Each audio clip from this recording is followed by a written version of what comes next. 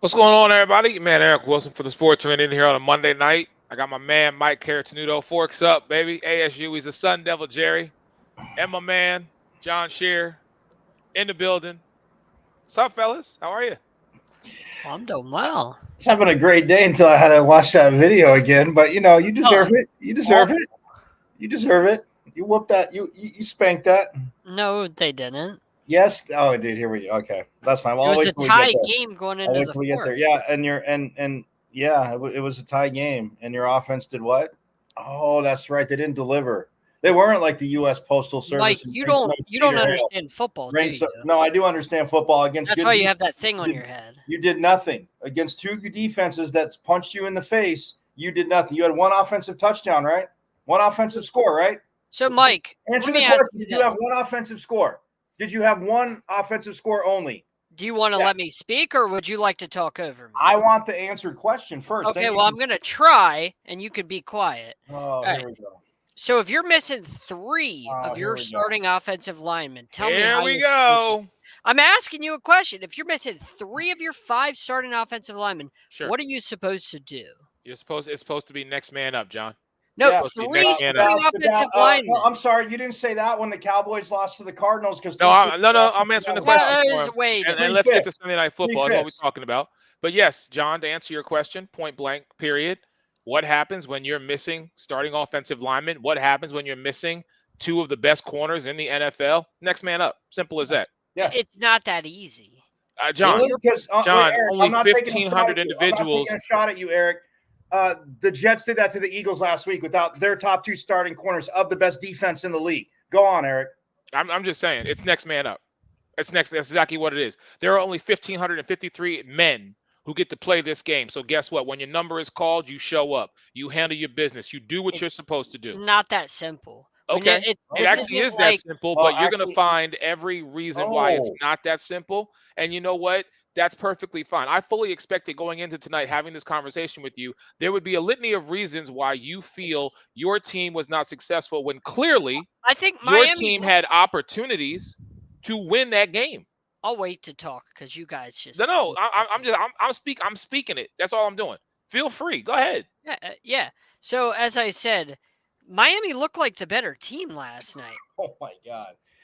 No. If you're a Philly fan, and I said this to people at work today that are Philly fans, I said, if you looked at that game last night and you told me the Eagles look like the better team, there's no way, if you're an Eagles fan, you can feel good about that because the Dolphins are at 60%. The Dolphins got called for 12 penalties. The Eagles got called for none. Exactly. And yet the Dolphins still had it tied at 17 going into the fourth quarter. This should have been a game where the Eagles took control of it, but the Dolphins hung around despite being on the road, despite being at 60% health, despite all of the things in a hostile environment on prime time. The Dolphins still hung in there. Sure. To me, that has to be Mike. Hold on. It has to be something where if you're the Dolphins, you feel pretty good about yourself hanging with a team that was in the Super Bowl last year. And you gave Jalen Hurts fits. Jalen Hurts again did not look like Jalen Hurts. He still does not. And I'm going to pound that table because it's been 7 weeks and he still doesn't look right. You keep pounding that table. But here's what I'm going to tell you as I'm pounding the same table, John. Guess what? You lost last night. I understand that. Your team, no. This is what I need you to understand. Your team, as you're saying, was the better team last night. Your team had the opportunity because of the penalties, because of the drop passes. And they were you may have been the better team on paper, but how can you be the better team if you're at 60%? How can you be the better team if you're at 60%, John? That's what I'm saying. No, answer that question for me. How can you be the better team if you're at 60? Your words, 60%. I'll shut up, please. Enlighten me. That's what I'm saying, Eric. That's my point. Is if you're Philly and Miami was only at 60% health and they had all them penalties, they had everything go wrong, but yet they were still tied going into the fourth quarter on the road. If you're Philly, that can't sit well with you. You're the first person. You and James Tatum are the only Eagles fans I know in the world that would have came out of that game and been like, We played like crap. We could have done better, especially against Miami's backups. We should have dominated them, and we didn't. A.J. Brown, he was given fits against Kader Kohu. Now, A.J. Brown had a really good night, but there was also times where Kader Kohu and Eli Apple gave him fits. Eli Apple needs to shut up. No. I'll give you Kader Koho, but I will not give you Eli Apple. Was it Eli Apple was it Kader Koho that tried to hug him instead of tackle him? Go back and was look it Koho that hugged him and tackled him on that? Go back and look at the play where Eli Apple jumped the route on A.J. Brown where he went to the out route. One time. And Jalen Hurts was smart enough not to throw that pick six. One time. Threw it to Brown. It was so Eli had one moment in that entire game. I will give you Koho. That's one moment that Eli Apple ever has in any game. He did what you needed your next man up to do because you didn't have Jalen Ramsey. And you didn't have Xavier, thank you. Yes, you didn't have those two guys. So what did Koho do? Koho came in and said, don't worry, fellas. I'm going to hold it down till y'all get back. But Eli Apple, I don't want to hear that name the rest of this show. I'm telling you right now, Eli Apple didn't do squat. Okay? I'm just saying, man. Here's what I will say to you, John. And let me give you a little bit of love on this because this is what we do. All right? First off, Jalen Waddle is a stud. The man was slightly injured, but said, I'm not leaving this game. He came back into the game, and he handled his business. I will give him all credit in the world. We knew what the cheetah was, what the cheetah is, okay? We know what Tua has the potential to be, and it's showing that week in and week out. But the bottom line is this. There is no way on God's green earth you are going to sit here and continually say that your Miami Dolphins, who are at 60%, were better than a Philadelphia Eagles who have played ugly consistently. John, I have said this, and I don't know why my wire is messing with me tonight, but what have I said since last season and this season? All I want from Philly is two things: be consistent and beat the Cowboys. Those are the two things I want. And you know what? At 6-1, they are consistent. They can consistently win ugly, but guess what? What's the one word in the middle of that thing? Win. I understand that. But as you know, I'm an analyst. I'm not a guy that just says, well, they won. Oh, well, they're the better team, because I don't see it that way in games. Okay. I look deeper into the score. So that's why I said. Okay. Let's look deeper. Hold on. Let me finish my monologue, and then I know you've been quiet, Mike, so you can jump in after this. So that's why I say if Miami has Jalen Ramsey, if they have Xavier Howard, and you were missing pieces too, I can't just say you weren't missing pieces because you clearly were. Lane Johnson's not 100%. Clearly, Jalen came out the second with a brace on his leg. Jalen Hurts was hurt as well. Blankenship was out. That's what I'm saying. Thank God Big Play Slay came back and made the big play for us. That's what I'm saying. I think if both teams were healthy, Miami, it'd have been a shootout, John. It'd have been a shootout. And that's Miami's game right there. That's what Miami wants you to do. Right. And the Eagles came out and they tried to control the clock because this is what I'm gonna say, and then I'm gonna let Mike get his word in, because Mike has been very pleasantly. Mike has allowed the two of us to do what we do. This is what I'm gonna say to you, John. All night long, you know what I heard? This is a potential preview of what could happen in Vegas. And my brother, if that happens, I look forward to that. So, Mike, I'm going to let you take the floor with that one. I'm going to fix my wire while you talking, though. Eric, you remember you're gone. But you remember in the mid to late 90s, early 2000s, when you could buy those car kits, so you could buy like a cheaper car and you could kit it into looking like a Porsche from afar if people didn't know because it didn't have anything on it. Or with the Fieros, they called them Fieris because you could have a Fiero and it would be a Fiero car, but it was like a Ferrari on the outside. Yeah, that's what the Dolphins are against real defenses. And I said it 2 weeks ago. Yep, I will do it. Bye. The Dolphins did that 2 weeks ago. And I said this, Eric, have I not complimented Tyreek Hill? He has been a difference for 2 years. Jalen Waddle healthy has been a stud. But last night, A.J. Brown, one less catch, a lot more yards. And, your corners you're talking about, Eli Apple and the other joker, who was it that just tried to hug A.J. to try and bring him down? And he ran right through him like they were a 5-year-old. Yeah, that ain't NFL defense. So there's that. But the Fiero and the Ferrari, the Dolphins on the outside, the Ferrari playing their daddies in the Bills. We got excuses after that. When the Bills didn't have their best safety, when the Bills didn't have their best freaking safety, it was an excuse after that. The Bills defense held them to 20. 10 last night, and your boy Hurts as much as I Mike. threw a pick six. Nope, you're not. You're done for now. Hurts threw a pick six.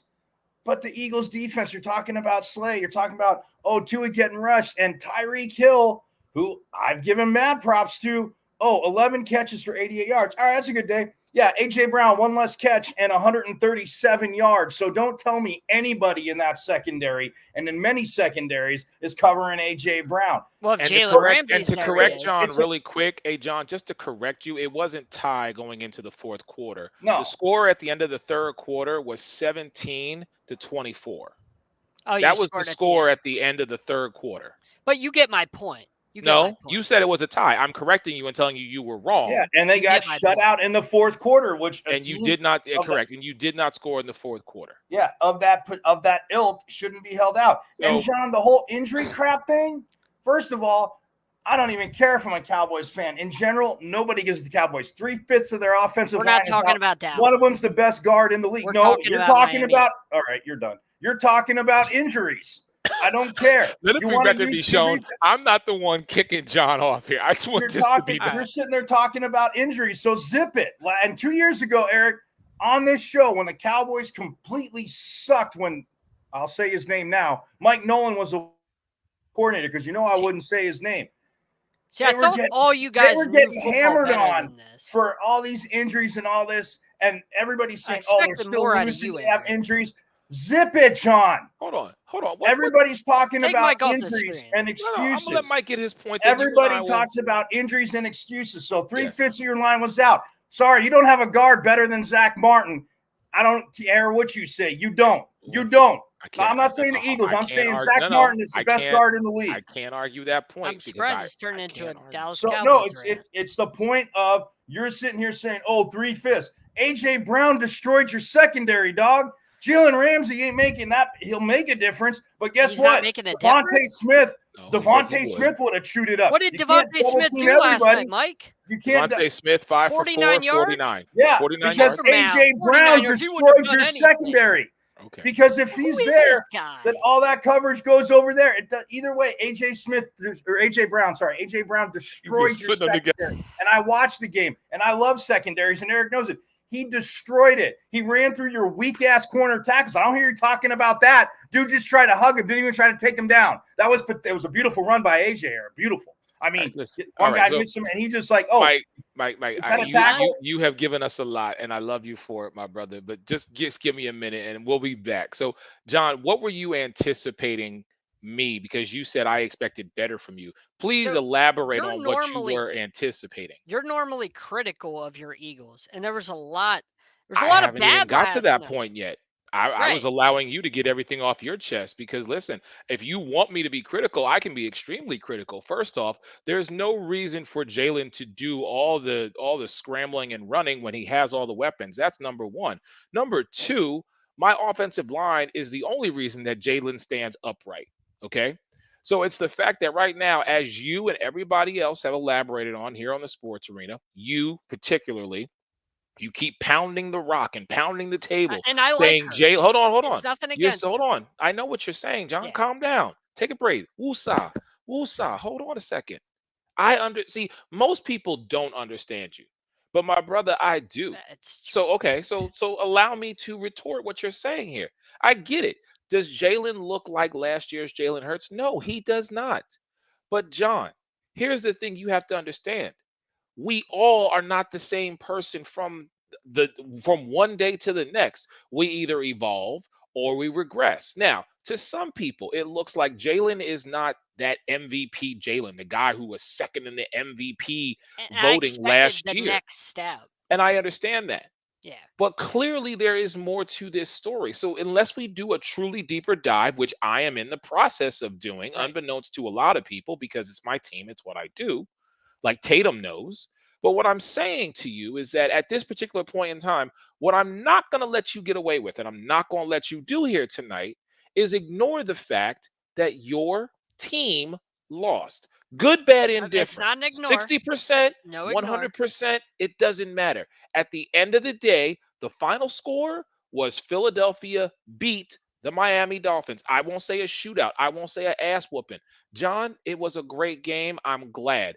This team as I expected, Tua, Tyreek, Jalen Waddle, and then your defense, which I think comparable.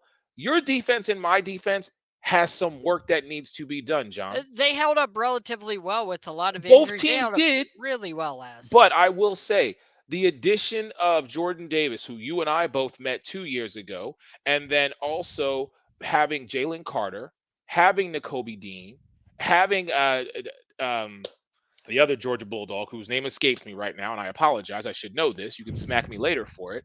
What I'm saying to you is Nolan Smith. Thank you. Nolan Smith.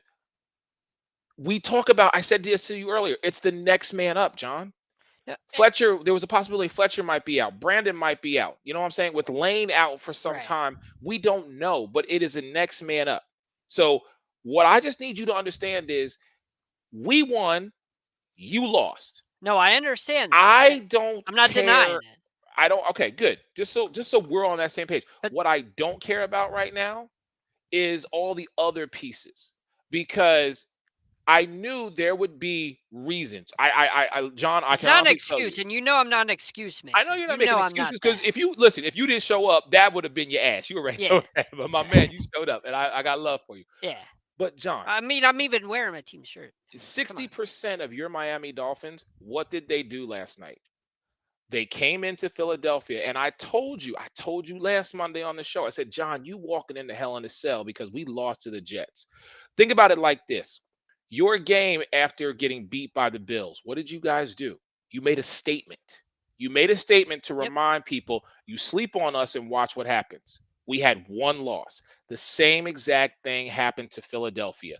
We got our asses handed to us by the Jets, and our turnaround was, we're going to make a statement against a 5-1 team. This is what Sunday Night Football, Monday Night Football, Thursday Night Football is supposed to be. It's supposed to be about those top echelon teams currently in the NFL going head to head to see who is the top team. And last night, it was Philadelphia. Let me get Mike in here, because Mike's too busy watching. Mike's watching Monday Night Football. No, I mean, and Miami only rushed for 45 yards, but let's get more excuses. All right. And that's what I'm saying, though, Mike. That's my point. You didn't look. Keep like our sports reporter that says, keep that same energy, because I swear to God, another team has this, and you don't sit there and point that out, I'm gonna hammer you for. It's always okay if the Dolphins have it. Hey, Ferrari on the outside, Eric. I love Piero on the inside, my friend. All right. That's why I'm telling you. Yeah, I think Miami, and I think Miami Buffalo's their daddy. Buffalo's their daddy. What do you think they're going to be at 100% when they play Philly again? Like, if they meet in the Super Bowl and they're all 100, what do you think Miami's going to do if that's what they look like? Well, only 60%? They didn't have that out against Buffalo. That's my point. Buffalo's their daddy. Yes, they did, Mike. No, they didn't. Were without their star center. Cool. Do you know who their Buffalo backup is? Buffalo without their best safety. And Tyreek Hill still did Mike, nothing. No, you don't get to shake it off just because it's your position on your team. No, I know when your best cover safety is gone, that doesn't makes a difference. It's not the same. Do you know who Miami's backup center is? Favor your Dolphins. I don't care, Eric. We can move on because this is excuses. And I said 2 years ago on the show, Eric, nobody gets to use injuries when the Cowboys are getting hammered. And I said every week they sucked, Eric. Did I not come on and say? All right, I'm trying to finish my sentence. I'm loving the fact that I don't have to mute it. There's a difference between taking out a safety and going from a top 5 center to a bottom 5 offensive lineman in Eichenberg. You go from a top 5 center to a bottom 5 offensive lineman in the entire National Football League against Buffalo. It changes everything, Mike. Right. Okay. That's what I'm telling you. Great. It changes everything. You didn't say anything when Zach Martin was out, and he's the best damn guard in the league. I don't even care about your Cowboys. Well, I don't care about your crap excuses then, because Buffalo's your daddy. All right. We're going to keep it moving. Thank you all for tuning in. And these comments, I'm loving them. So please keep them coming, because it's a beautiful thing. I'm going to get the gentlemen back, and hopefully they have at least come back now, because we got to establish a little bit of order tonight. But I appreciate you both. Where's Ray Lynn at? Ray is, you know what, sports reporter without pay. He is doing so much. The beginning of basketball season is coming on. So, am I allowed to swear on your show? I mean, within regards, yeah, you can't. The Lions got their ass kicked. And where's Ray Lynn at? No. Where is he? John. No. Where's he at? John. Yeah. Haven't heard a peep. Well, he won't make excuses like you do. Is he stuck in Baltimore? Speaking of Baltimore, I asked this question last week about the Cincinnati Bengals. I'm going to ask it this week about the Baltimore Ravens based on what we saw yesterday. Yes, against the Sports Reporter Without Pay, his Detroit Lions. So are the Ravens back on top of the AFC North, John Shear? Yeah, this team is so confusing because they'll go to Cincinnati and beat them. They'll go to Cleveland and put it to the number one defense, or arguably the number one defense in football. But yet, then they'll go to Pittsburgh and they'll lay an egg. They'll play Indy with a backup quarterback in Baltimore and they'll lay an egg. Then they'll go and play the 5-1 Lions in Baltimore and they'll stomp a mud hole in them. Like, this team makes absolutely no sense. But man, when they're good, because that defense is sneaky good, when they're on their game, when Lamar Jackson is playing like that, they could beat anybody in football except Miami. See, one too much. One too much, John. You was good up until them last two words. Hey, look, Mike. John is Lawrence Taylor from the Water Boy. That leads me to my next point. Don't smoke crack.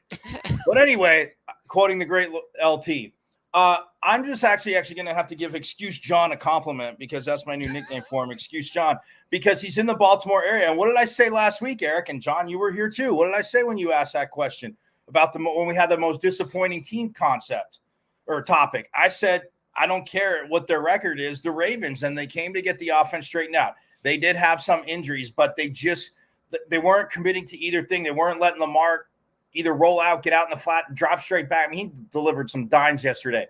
But see, since John's on in that area, Lamar, outside of crashing weddings, must have heard me, how annoyed I was with my NFC North pick. And nothing to do with fantasy football because, unfortunately, I don't have any Ravens on my team. That being said, look, if they play like that, we all know they're going to play defense. And, Patrick Queen has only gotten better since what's that? Not Briggs. Who's the linebacker from Roquan Smith? Yeah, since Roquan Smith came over in that trade. Which, hey, good job, Bears. Way to let Roquan Smith go. At least nobody here is a Bears fan, John. But no, ever since that defense, look, they're always going to ball and play defense. They have. You don't want to rely on Justin Tucker. Yes, it was 6 field goals and they were in London and whatever. He still made them, and he can do that. But if the offense plays like that and gets off to not even fast starts, I don't care if they go 3 and out first 3 and out first drive. But if they're going 5 and out and they punt, but you see progress, you see and again we saw with the Rams, Eric, what Odell Beckham can do when healthy, and you can bring him in. That opens up Zay Flowers even more. I mean, the running back, what was it? Hill hit 22.3 miles an hour yesterday or some crap like that. I mean, insanity like that. But look, I think if they play like that, it's going to be a lot tougher. Now, Myles Garrett will not only block field goals and sack quarterbacks and cause fumbles and have an interception. Maybe he goes and plays quarterback for the Browns too at this rate, because that's what it might take. Man, yeah, Baltimore got a fit down, Corlin. It's all right. Settle down. Your Titans still lost, and I love Derrick Henry. I love Derrick Henry. But that being said, I think Baltimore, I think it's going to be a hell of a race because they had their bye. We talked about it. Joe Burrow looked good that last game, Eric. So, yeah, I think it's going to be, a hell of a race in that division. And my picks suck this week, Sports Arena people. Eric couldn't even put mine up to say how much I won and lost because they were so freaking terrible. Really? Who's the one guy that picked the Steelers that saw it coming in L.A.? All these suckers took the Rams, and at least I got that right. But that being said, I took the Ravens. You all took the Lions, just so we're clear. And I took the Bears, and you all took the Raiders, just so we're clear. Well, look, and you also took the Dolphins, and the Eagles said, get out of Philly. You took the Eagles. You're a Cowboys fan. That shouldn't be allowed. No, I took who's going to win. I don't play this like Eric. I want to win picks. You have to. Eric is a good man. I love Eric. All right, so let me answer the question. Are the Ravens back on top of the AFC North? My answer is going to be no, because of Mike's pick.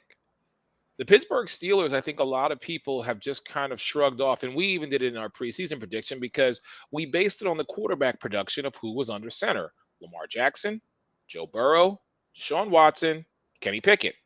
And even though the Steelers defense, we know with Minkah Fitzpatrick and TJ Watt, we know what they're capable of, but we just hadn't seen it. Now, listen, I love Mike Tomlin. Let me be very clear about that. And I will shut anybody down who dares challenges the success of that man. Yes, John Shear, I did it to you, and I'll do it to anybody else. But you know what? You can go by the wayside too. But what I'm saying to you is, I think this division, as Mike alluded to, is going to beat up on each other. And I really think that for all of us who aren't giving the Steelers enough respect, I think it's time we might need to turn the page and consider that. I don't feel Baltimore is back on top. I feel this was a great game for them to have. But at the end of the day, Deshaun Watson isn't the 2019 Deshaun Watson. So we need to move past our thoughts of thinking about what Deshaun Watson should be or could be, because he ain't it. You're completely right. Okay. Myles Garrett and that defense is the reason why the Cleveland Browns, to quote the great Alex Fleming, are actually relevant. It's because of Myles Garrett. It ain't got nothing to do with that offense. Let me be very clear. And I think Amari Cooper, actually now playing for Cleveland, is an asset, not a liability, when he was on Mike's team. So he found a real team to play for. He didn't go to Miami. We can agree. Thierry. We can agree on that. We're going to take a break. When we come back, we are going to transition. We're going to switch gears because the NBA season is upon us. We're going into the World Series. And then I do want to talk some WNBA before we get out of here. And then one last thing to get the show off. But we'll talk about all that and more. It is Mike. It is John, your man, Eric. Sports Arena is in the building. We'll be back in just a moment.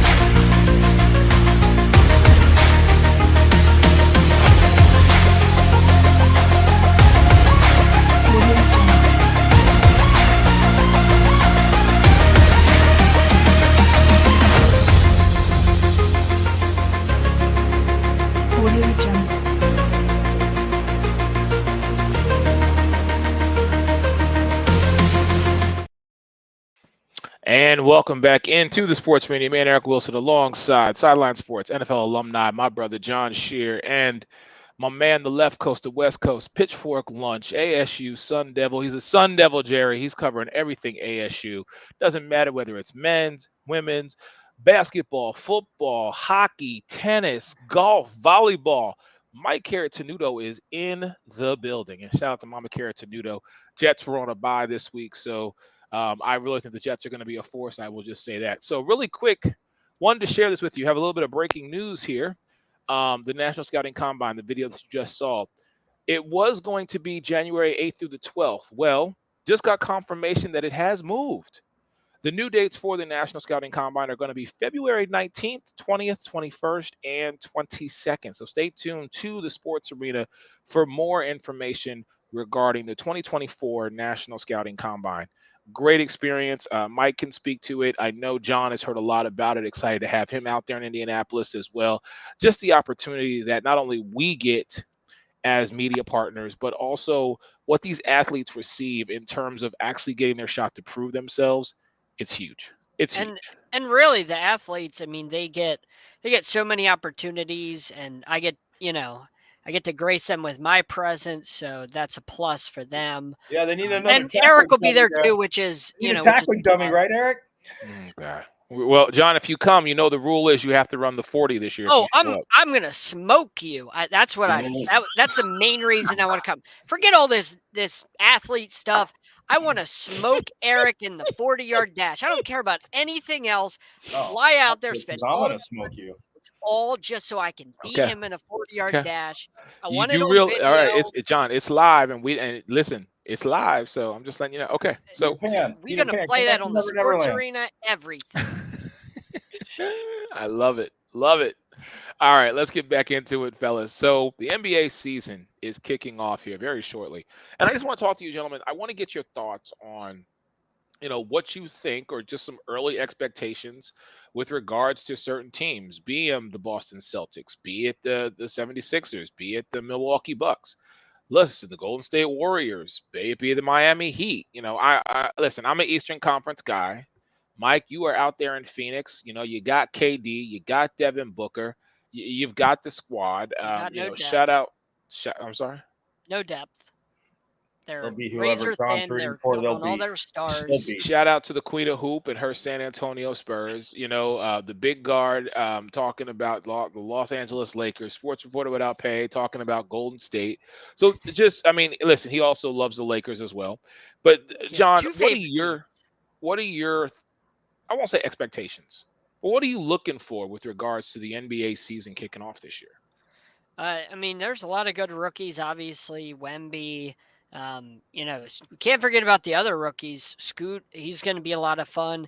Maybe he turns Portland around. Maybe they just needed a fresh start from Lillard and, a new face of the franchise. So maybe that franchise can get themselves turned around. It's been a long time since they've been good and relevant. There's a lot of teams with a lot of good young players. And what will the Boston Celtics be? They're going to need to try and bounce back. What will the Philadelphia 76ers be?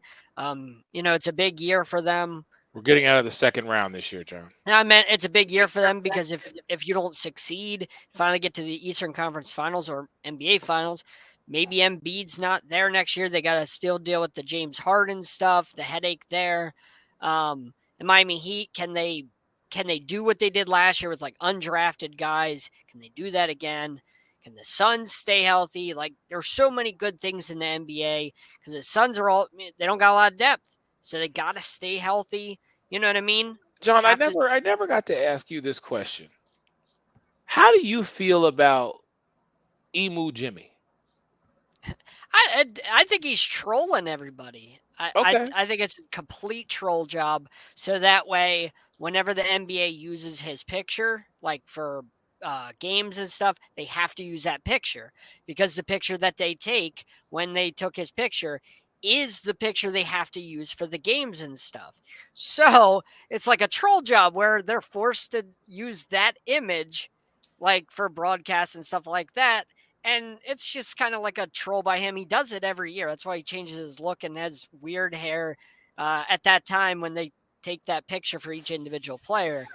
It's a troll thing by him. He enjoys it and he thinks it's funny and people get a kick out of it. He's having fun. Okay.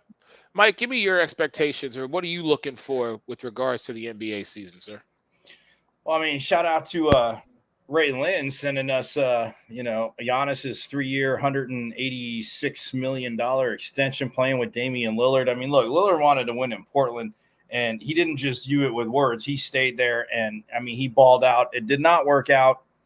Didn't bring a championship back to Portland. I think that'll definitely sting him. But, man, playing next to Giannis, that's going to be sick. Like I said to you last week, Eric, it would be great if, Daryl Morey didn't promise Harden to trade him, and then he signed basically he took the extension knowing that he wasn't going to get that much money in the free market. But even if Morey did give him a wink promise, which, yes, a lot of quote unquote legally, within the rules he couldn't. But we have legal tampering. We always laugh about that in free agency. It's like, oh, the legal tampering processes. I'm like, how can tampering be legal? So look, if Daryl Morey said that, James Harden, yeah, I know it frustrates Philly fans because I would have liked to see it, especially with how obviously your boy Maxey has grown. But man, you get Giannis wanting to stay there. You get Damian Lillard. Philly will still be in the East. Boston, Drew Holiday was probably going to want to prove a lot to when he goes to Milwaukee. But you got to give to get. So and he knew he wasn't staying in Portland. Western Conference wise, yeah, we'll see what the Lakers do. They're all trying to make a big deal, put their chip on their shoulder, which I think would drive John crazy because, they got to open up in Denver with the ring ceremony. Basically saying it's kind of disrespectful for them. They didn't say it, but come on, read between the lines. They swept you off the court. Who cares what you think? Open up with them, spoil their ring ceremony. it'll be interesting with me with Beal. Yeah, with Beal. I mean, obviously with Booker and Durant, and then Beal coming in. John saying, "Oh, no depth." Look, they don't. You got 3 guys that can put up 30 a night, and they don't have to play. True. They do have depth. I mean, not other than the deepest team in the league, no. But once you get past most people's 7, John, you don't have that much there. But look, I will say this: what they have and what Nurkic can do, because again, obviously he's not the specimen that Ayton was. But what does he do? We talked about this, Eric. He rebounds. Like, he's going to go get boards, and he'll stay out of their way. But he can flow in there if needed. I mean, that's a guy that could put up, 10, say 10 to 15 points a night, and literally, unlike DeAndre Ayton, come away with like 15 to 17 boards. I mean, that's what the league, especially on the defensive end. But even getting those extra chances offensively for those guys, because look, if Beal's your third scorer, to John's point in depth, and again, defense has changed. I know. Ray loves to come at us saying, "Oh, they're not playing defense, but this and that." Like, yeah, these guys are very good shooters, but come on, there's still some. Are you going to put your third best defender on Bradley Beal, motivated to play now out of Washington? I'm just saying, like, he put up points in Washington. We know stars are going to score. That's fine, but your third best defender on Bradley Beal doesn't really work out too well. And then when you're switching, so that part is good for the Suns. But look, the Warriors are going to be there. Chris Paul, obviously, I mean, that's a team that. He could get a ring on. I know there are some protagonists out there talking that the Warriors will represent the West. It wouldn't shock me with what they have. I mean, I'm not going to be shocked. I mean, but listen, I think Denver. Everybody always right away, and not everybody. No, I'm not saying us, but a lot of people want to overlook it. I still say the West goes through Denver. Joker's not going to forget how to play hoops. And there's no other way. Jamal Murray healthy proved what. I mean, if you want to say Robin, but he could be like. Like you always say, Eric, 1 and 1A, because Jamal Murray, when he got it flowing, Joker's on the court more so looking to dish. Can he put up 35 a night? Yeah. Unless Denver lost everybody, they're the reigning champs. Everything has to go through them until somebody proves otherwise. So yeah, you're right, Mike. Right. Here's what I will say about that. What's that? Well, here's what I'll say about Phoenix and John. I feel I kind of see what you're saying with regards to the depth. They're top heavy. But at the same time, we've seen bench players, at least on Phoenix's side, step up. What I'm a little concerned about, though, and Mike, you have to completely. I mean, listen, the Phoenix Suns, their first 3 games, the Warriors, the Lakers, and then their home openers against the Jazz. The Jazz, yeah. Like, you're starting those 3 games. You've got Steph Curry, then you go see LeBron, and then you're home for the Utah Jazz. It's like, really? That's what we doing? No, I mean, and that's the Western Conference. And not that I think the East has caught up to that. I mean, John, I know mentioned that, and even Ray was talking about it last year. I mean, the East kind of has caught up to it, but I mean, yeah, for the longest time in the West, it's like where's like in the West, not that they didn't respect the teams in the East because the players weren't saying it was the media, but that being said, you still, as a pro, you kind of look at the schedule like, where can we take a breath? In the West, if you have that Western kick, it's like, hopefully, like you said, the games are all at home. But I mean, they're not. But I'm just saying, like, it's insane. So yeah, no, it'll be fun. The West is going to be fun. It'll be crazy, and I think Oklahoma City. The West is always a great conference to watch. Yeah, Oklahoma City, Eric, real quick. I mean, that's a team. Yeah, we saw what SGA, what he did last year, but. So can I ask a question? They have a little bit, but Oklahoma City has a little bit of depth.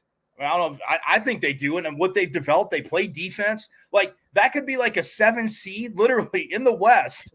You could be a 7 seed, and then whoever the 2 seed is, I'm not saying it will come out like that, but it could be a team like Oklahoma City. I think New Orleans will probably be a little bit better. What about Memphis? Well, Memphis. What do we think of Memphis? Here's with Josh sitting out for a little bit. I wanted to ask Eric can take that. Yeah, I mean, with Josh sitting out, it's going to be interesting. Right, Memphis. I think that depends on Ja Morant.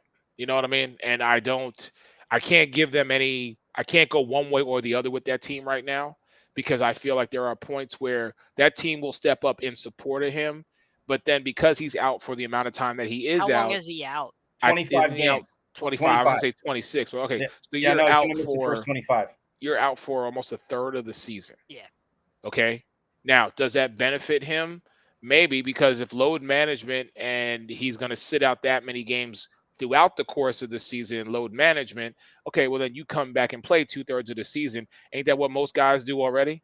Most guys well, they can't this year because they'll allegedly get fined a lot. John, to answer your question though, with Ja Morant and Memphis, to piggyback off what Eric just said, like that could cost you, like, instead of being a 3 or 4 seed, that makes you a 7 seed, 8 seeder in the play-in. Like, I say Memphis is in the play-in. Well, right, but that's what I'm saying. That's the effect that I think it has. Play in the play-in. No, it's not, because again, if they get hot at the right time, they could roll into and the that's my point. Like, but is that the 7 or 8 seed you want to play? Here's my thing about Ja, and I know I'm putting it, not you guys, I'm putting it squarely on Ja Morant, is you sit out that many games. What have you done since you haven't been in the spotlight? Fair. What have you done to prepare yourself for this season? Have you been sitting there angry at people? Have you been sitting there frustrated at the trolls and everybody who is against you, to where you're licking your wounds at home and you're not mentally and physically preparing yourself to play 60 plus games? Or have you ignored the noise, got the assistance, I won't say help, yeah, it's fair, but put the right people in your inner circle to where you can come out and be that guy that we know you to be the guy who at any moment can, from the half court, from the foul line, just take it over somebody and take over a game. Right. So the jury for me is still out on him, right, until I actually see him on the court. But I will say this, because we have not seen him in the headlines, we have not seen him on Instagram. You know what I mean? It appears as though somebody, and hopefully the right people or the right person, got to him and said, yo, bro, you need to just take it down a notch, because the league is looking for you to be the face in the next couple of years. Oh, yeah. You got to get right. The league and that money going to be there. The league is probably also looking for any slip-ups too. Oh, of course. Here's the thing too. Unlike the Raiders, and John, I meant to message you because I almost vomited when I saw the Raiders statement about Chandler Jones saying, "Oh, we really help. We really want him, and we care to get but he needs to get the help. We want him to get the help he needs. Why didn't you get it for him? I'm not saying he shouldn't pay for it. Why didn't you put him in that help?"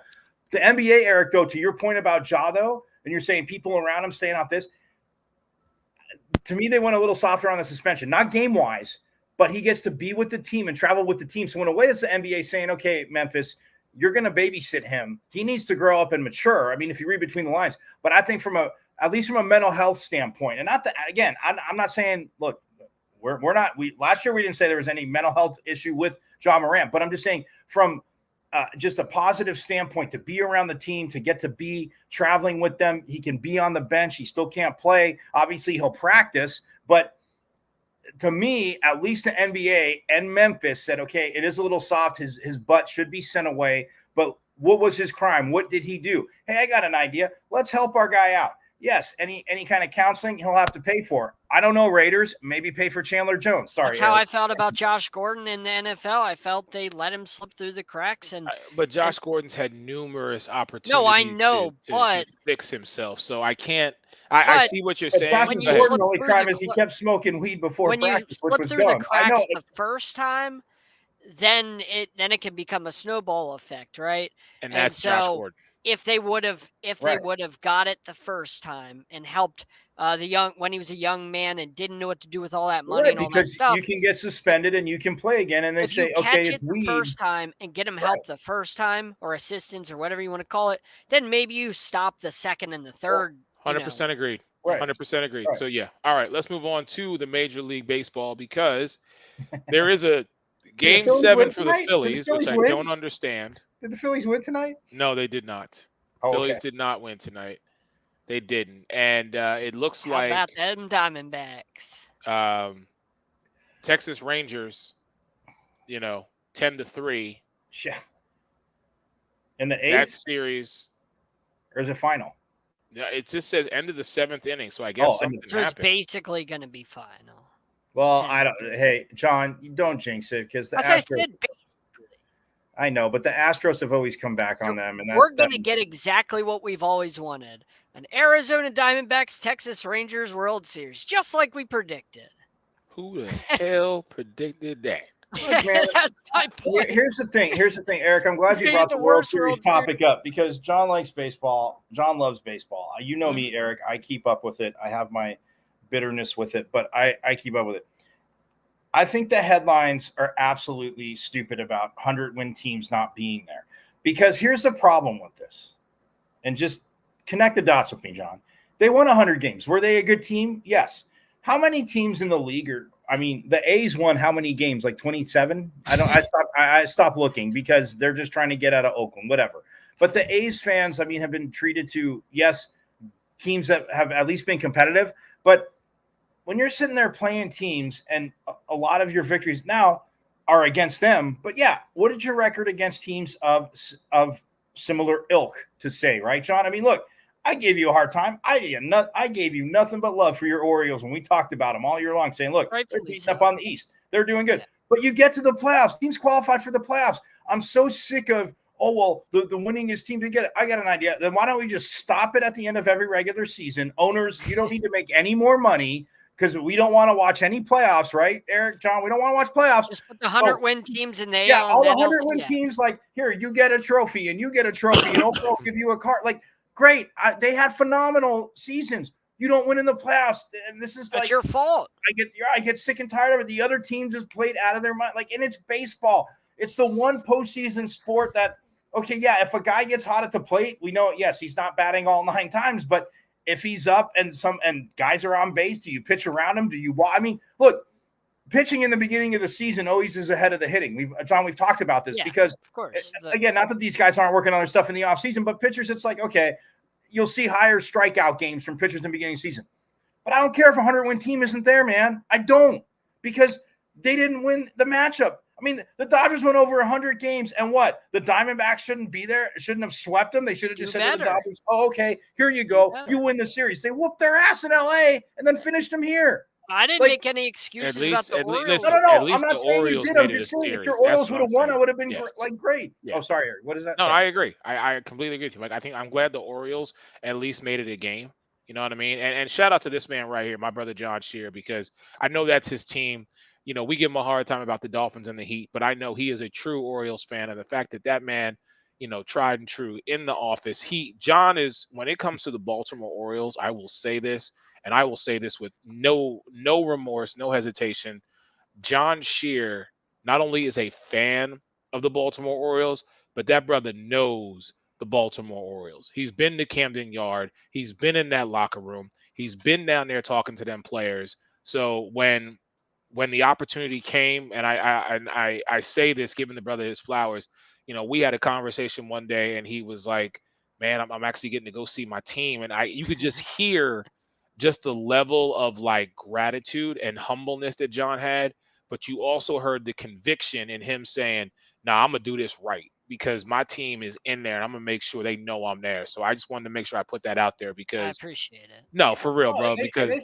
And John's even more excited, Eric, because I mean, even when I was younger, the Orioles, I mean, it's the history. They competed, like they were good, and then everybody there had to go through a lull. And I know John knows it. As much as I like to give him crap, I mean, tease him about it, but I mean, the last 2 years, it's like you can see, 2.5 years, I'd say, you could see the improvement. I mean, even coming out of COVID, it seemed like that season sucked for everybody, but kind of towards the end of that, but the end of that, they were winning games, and then the next full season, it's like, wow, all right, John's Orioles are actually. I mean, now I'm saying it because it's a fact. I mean, I can't run from it. 100-win season, but and then this year, like, from why, I mean, you know, they were never truly like, they had a little bit of a lull, but you win 101 games, there's not much. Again, that's what the playoffs are for. If you make the playoffs according to the rules and that of that sport, you are one of the best teams. So just because a team won 100 games and they're not in the LCS, I mean, that's the problem with other people in our industry making headlines and saying, oh, just that. Because Eric, I said to you, remember when we first started Sports Radio, I'm like, cool,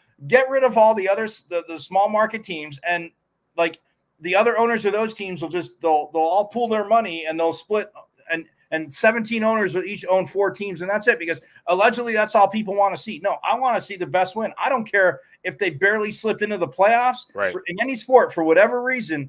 And yeah, it sucks. I would I have loved to see like an old school Orioles Dodgers. I mean, I don't even know if the World Series, something like that. Sure, that would have been awesome. Like I you got to earn it. Right. I mean, and that's the thing. And like, I don't. It is frustrating for the fan base, but it's like, okay, well, they're not going to shorten the season. They're not going to shorten the season to make less money. I was the first person when I came live on the Sideline Sports Show. First thing I opened up with is the Orioles deserve to lose. They didn't play as well as the Rangers. They had home field advantage. They had a week off. They had all the opportunities in the world. They're a young team. It just wasn't their year, but they didn't take advantage of the opportunities, especially in game one. And I was the first person to criticize them. Oh, wait, now, John, I know that. Wait. I'm not talking crap. The Orioles. No, I know. I'm just saying. The Orioles had home field. No, they had home field. Yeah, they won 101 games. All right. Yeah, I'm sorry. So that's why. So that's why Texas won, because they can't win at home. So they figured, hey, let's not have home field. Sorry, Megan Price, but you can't beat the damn Astros at home. It also doesn't help when you walk 11 guys in a playoff game, which the Orioles did. Like I said, I watched.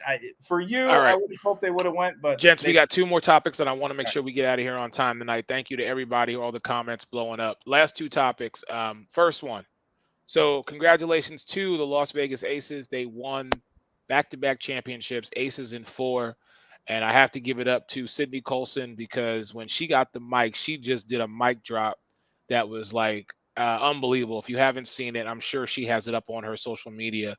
But she took the mic from Holly Rowe, and she was like, I got something to say.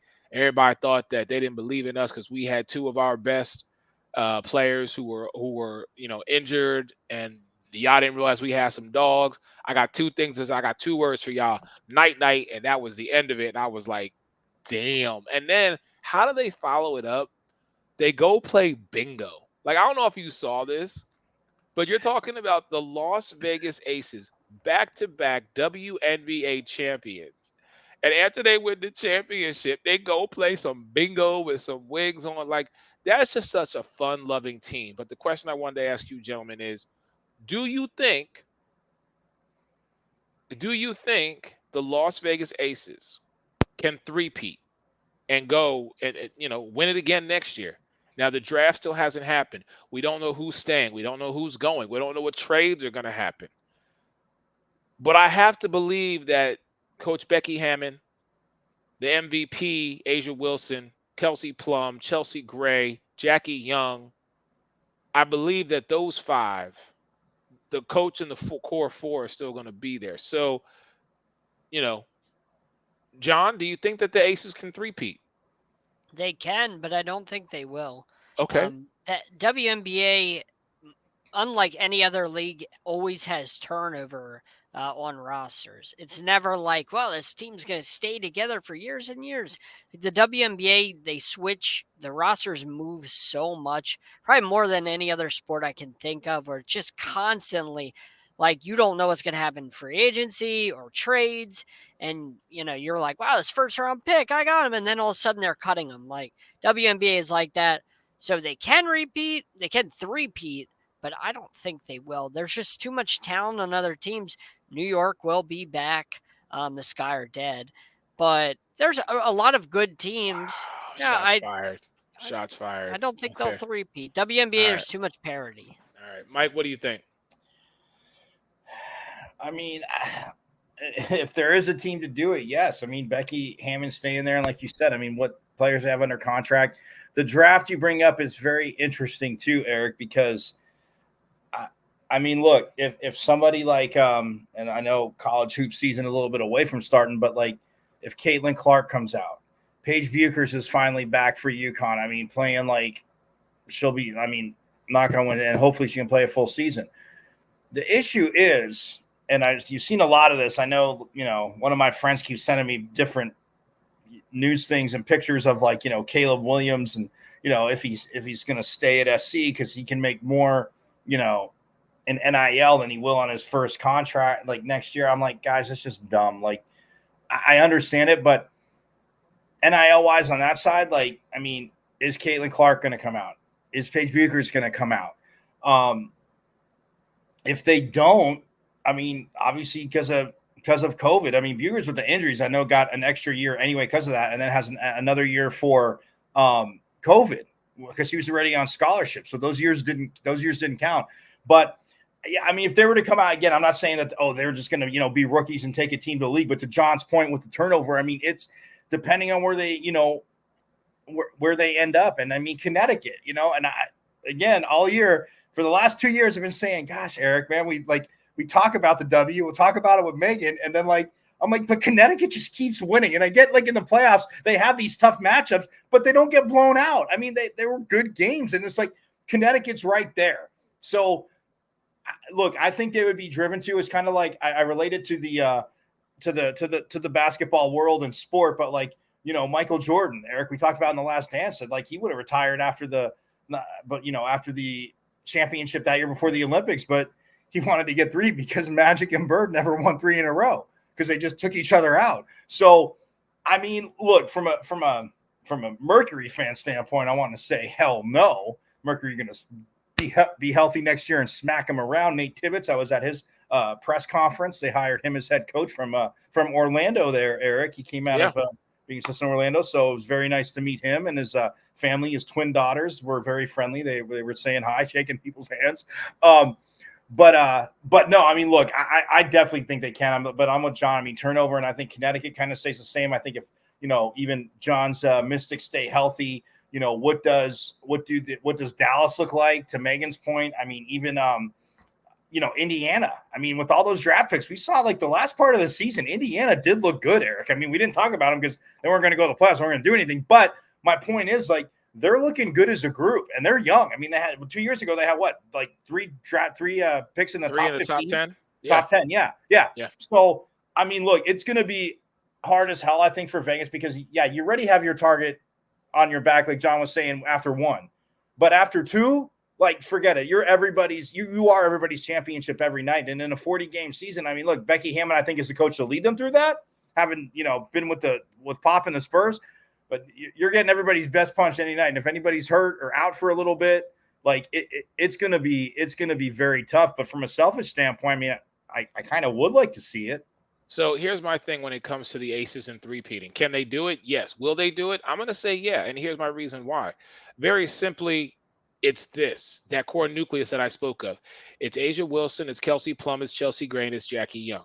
3 of those 4 did start in the WNBA Finals. Chelsea Gray, of course, was out with an injury, but she will be back.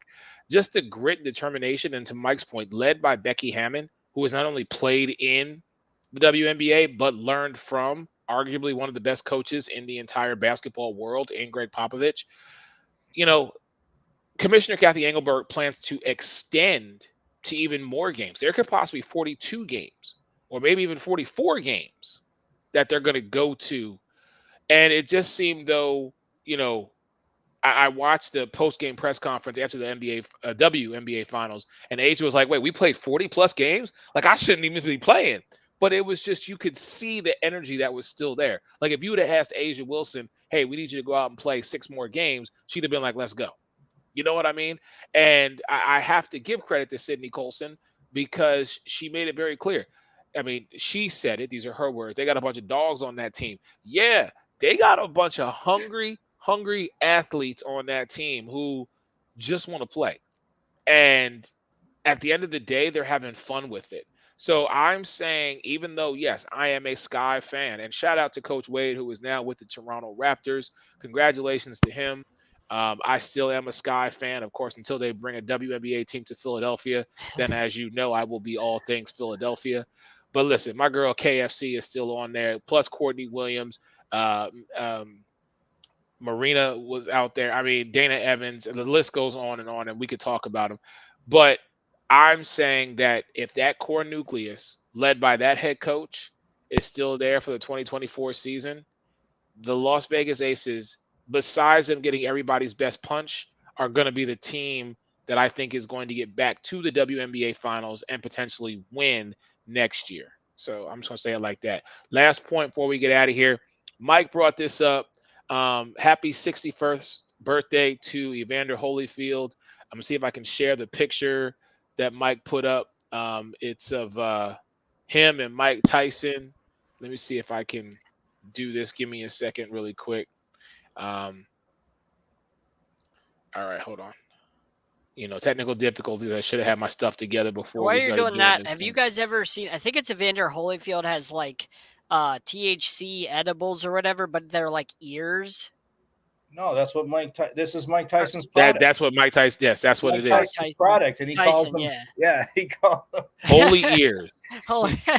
Yeah, so great. It's great. Yeah, look, I mean, these guys have known each other, and Eric, that's why I just want to bring it up real quick. I'll keep it short, but I mean, you see that picture of them when they're young, but I mean, you go back to like I think the '88 Olympics when. I mean, I think they were both boxing. If I looked at, I know Mike Tyson did. I'm pretty sure Evander Holyfield, but they were both junior boxers. They were both boxing for the Olympic team. Like, you imagine that, like even back then. And then, yeah, he bites his ear. But just to do that to Mike, that's sorry. I'm a Sun Devil, Jerry. That's right, baby. You can put that up, E. No, but no, I thought it was pretty fun. And the fact that I mean, again, the CBD gummies. No, we're not sitting here pushing drugs like. When you do the research, people, like John likes to say, like he goes beyond, except for when it comes to his Dolphins. But John does go beyond, except for them. But when you do the research, the oils and stuff, and that was our whole thing. Obviously, again, I mean, she's home, which is great. But Brittany Griner, like, there's not THC in them. It's for they're doing it, and they've found ways for therapy and for rehab. And it works, and for Mike Tyson to do. But for Evander Holyfield, I mean, look, man, I don't care if Eric, I love you, but if we were boxing and you bit my ear off, I'm never standing next to you again. Never. Yeah, I would have to my ear off. I'm not standing. But next yet to you're you a Cowboys fan, and he still is friends with you. How does that even make sense? Because Eric's smart. Because we have to tolerate cluelessness like you at times, so we need each other. Look at your. What's on your head? That I know what's on my head. The enemy of my enemy is my friend. Yeah. And John, I will say this. I said it a couple weeks ago. I even did a public service announcement about it. Dude, you're getting arguably and so close. And it's gonna pain me. It's going to pain me, but Mama you keep talking so proud much of your noise maturity and your at growth. Christmas Eve, I might just do it. I'm telling you. You can never take it back. Once you start rooting for the Cowboys, you can never yes, go I can. back. Yeah, John, you can never go back. I lost. John, just listen to me. Several years ago, John, I lost a bet. I lost a bet with another Cowboys fan. And in losing that bet, I had to not only wear a sign that said I'm a Cowboys fan, but I had to pick them in weekly pick'ems. So I've done it once before, John. To be fair, I wasn't around to make sure you never forget it. Well, John, trust me, there are still pictures every year on my Facebook memory. I get it. Why don't you delete those? You need to delete those immediately. Why? Because you had Cowboys stuff on. John, listen to me. Look, Mama Carrotinito will be very proud of your growth and maturity. So just keep rolling to that pick. I mean, you already forgave you for not picking the Jets because your wife's a Jets fan. So, I mean, It was the Eagles versus the Jets. Listen. I know that. I'm picking the Jets more than I think you do. Oh, I don't know, man. I mean, I've had them a few times. We can go back and look and we can go back and look at that. I think we may have actually had them the same amount of times. Possibly. Yeah. Possibly. You know who doesn't have them? I think Eric has a little bit of love for the Cowboys. I'm starting to sense you have a little bit of love for that team in Dallas. John, let me be very clear. A little bit. I have love for 9 people who are Cowboys fans. 9. Okay? There is room for one more person because I swear 10 is it. That's it. When I get to 10, I'm done. Said that when I first met him in 2005. I was like the 4th or 5th. And now it's up to 9. And yes. He said, if it gets to this, he goes, I'm done. Like, if you can get to 11, you can field a whole team of them. Wow, John can count. All right, good job. Yes, John can count. Congratulations. John, did Mercury Morris call you back yet? No. Well, he needs to get on that. Okay. Yeah, I mean, he's still stuck in 1972. All right. Anyhow, ladies and gentlemen, that's going to do it for us in the Sports Minute tonight. Much love to everybody. Thank you. For the big guard, the sports reporter without pay, the queen of hoop, my man John Shear. Make sure you check him out tomorrow night, 8:30 p.m. Eastern, Sideline Sports, NFL Alumni Media. My man right there, ASU. He's a Sun Devil, Jerry. Pitchfork Lunch. He does the Pac-12 review Mondays and Fridays. He is at all ASU sporting events. My man, 18 years, Mike Carrotinito. Your man Eric wasn't put that thing down. You lost. I had to show you. Eric, do you need some toilet paper? Your man Eric Wilson, ladies and gentlemen. That's much love to everybody. We will see y'all next Monday night. Until then, stay blessed. Peace.